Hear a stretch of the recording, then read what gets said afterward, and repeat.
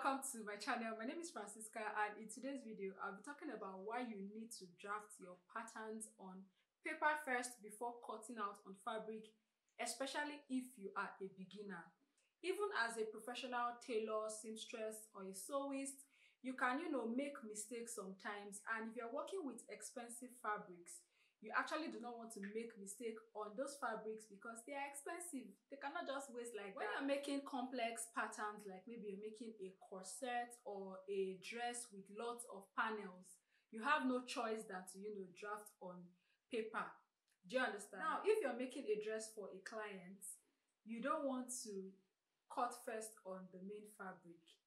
Do you understand? If you do that and you make a mistake, and maybe that fabric is very, very expensive, you're on your own. Why I'm advising this for beginners is because you don't want to make a mistake, drafting it out on fabric and cutting it out. Papers are cheap to get. Your fabrics are not that cheap, if you get what I mean. When you do it on paper, you have the opportunity to, make mistake and, correct whatever mistake you make.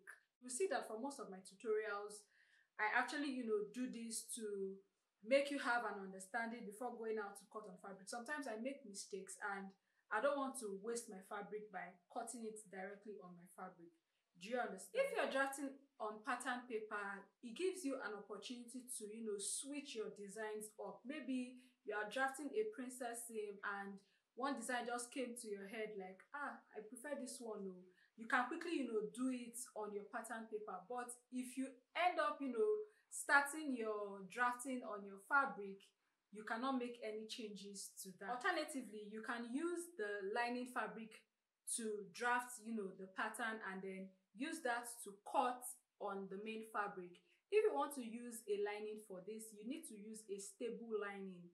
If you use a lining that stretches a lot, it may affect the outcome on the main fabric, and you want to make the dress to fit your client. So make sure you get a stable lining, and lining can be replaced on like the main fabric. They are cheaper than the main fabric, and you can make mistakes on them however you want, but just make sure you're not making the mistake on the main fabric. Do you understand? Just make sure that you do your patterns either on paper or on lining, and then go on to cut it out on the main fabric. Sometimes I make mistakes while drafting on my pattern paper, and I'll be like, hey, thank God I did not do this on fabric. If not, the fabric will just go to waste.